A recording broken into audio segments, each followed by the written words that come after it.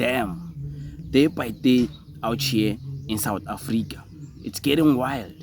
It's getting too wild and it's becoming too much because there's a lot of things happening.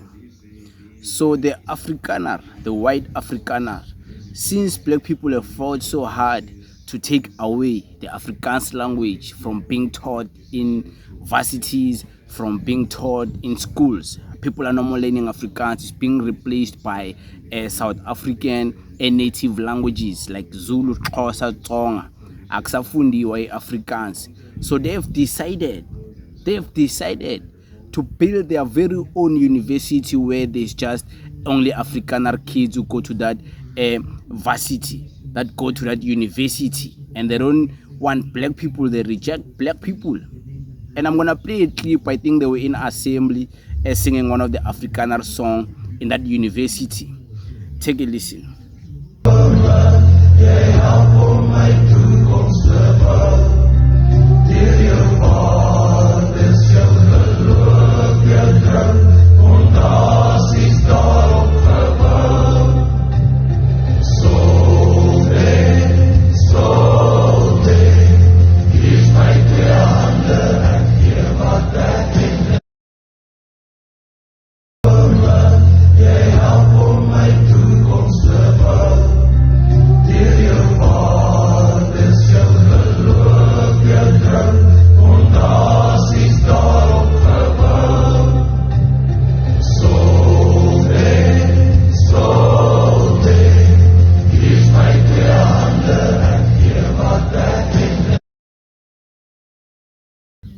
You just watched, right?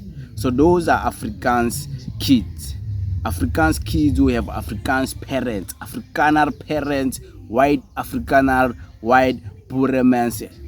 These parents get to be concerned with all of these things, even BEE, all of these things whereby black people are fighting so hard to come to their own spaces. And black people can easily justify it with anything and say, no, wanna eradicate racism, whatever. It seems like it's always black people who are trying to force themselves into Afrikaner people. Afrikaner people keep on rejecting us. I think it's about time we just let go of this thing of inclusivity and face the facts for what it is and really admit that, Yazin, there's racism and there's two sides. There's black and white, and the white people are more comfortable picking a side. Black people are the ones who are always like.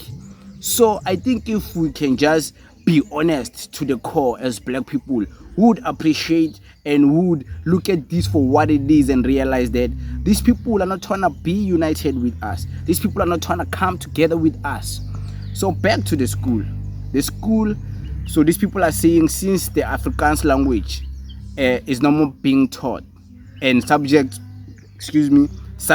modules in varsity high schools, they already have their own high schools, by the way, and that's why they are opposing this Bella bill so bad, because they want to do their own things alone. They don't want black people. That's why the white Afrikaners and white people are against the Bella bill. It's because they want to protect their own. They want to protect their own children from mixing with blacks. They don't want their children to mix with blacks, and they want their children to be taught in Afrikaans all the subjects. So this varsity, so they are saying, since the government of South Africa took their language, their home language, the language which they know things to be, they learn, they speak at home. So an organization called Solidarate, I don't know if this is the right proper way to pronounce this. Solidarate decided to build this varsity for them. Solidarate, by the way, is the same organization that was marching against the Bella bill. It was Solidarate. I think Solidarate is an affiliation of AfriForum. I might be wrong. This is not factual. I might be wrong. I think AfriForum, Solidarate, the DA, and Freedom Front Plus, it's one group, and I'm not saying it's affiliations. It's one group of thought. These people think alike, they do things alike, and the things they do tend to have a similar benefit for all these organizations involved and combined together. So this is happening for these people. It's happening, and these people they're doing their own things. So they decided to build this varsity with their own money. They were not waiting for state-owned state funds. They were not waiting for the South African government to sponsor with money. They did this out of their own. Their organizations, we know, even Afriforum, once upon a time declared a membership of above 1 million people, if I'm not mistaken, and these people donate money every month. I think even Penwell the Black Pen once interviewed the Afriforum leaders, and they were saying this. So this is not propaganda, it's fact. So they donate, they self-fund, they donate every month to their Afriforum thing, and obvious all other groups, all other organizations of these people, they donate money. They don't play around, and they also have money. We're not talking about people who are broke, people who are going to be complaining, hey, I want to go to Braamfontein, hey, I want to go and party at Maboneng, hey, Jojo. They don't think like that. They think for the future, and they are building a future for their own children, and they want to secure this thing of unity amongst themselves, not with anyone else.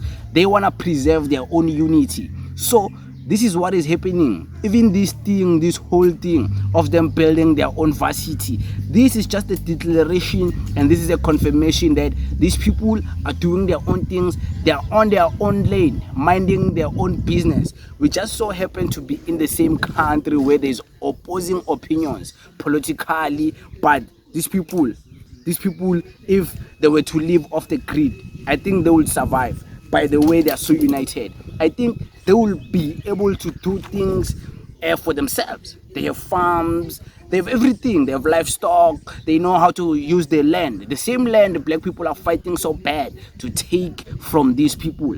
These people are the real ones who know how to use the land. I'm not saying black people can't farm, don't get me wrong. I'm here out here in Limpopo, my grandfather's farm. Go busy, we are farming every day, including myself. For Makelwane, they're farming, Kada, they're farming. Here, we are farming. Everywhere is farming. You can see, like, go busy, too much.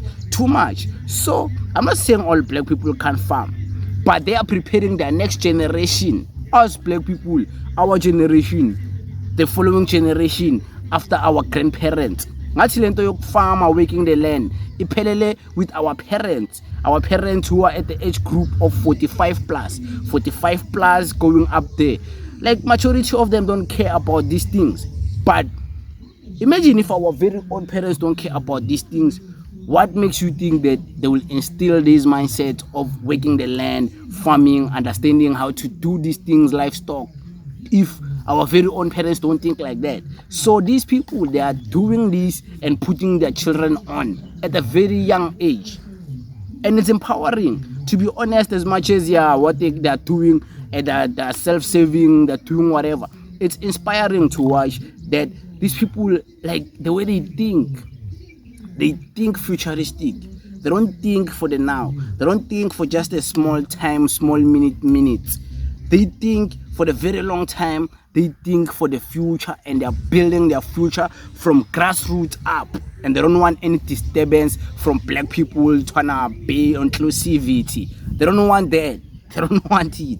They want to do their own things. But we live in a country where I think that's not allowed. You should be united. Black people want to be with them. But yeah, it is what it is. Thank you very much.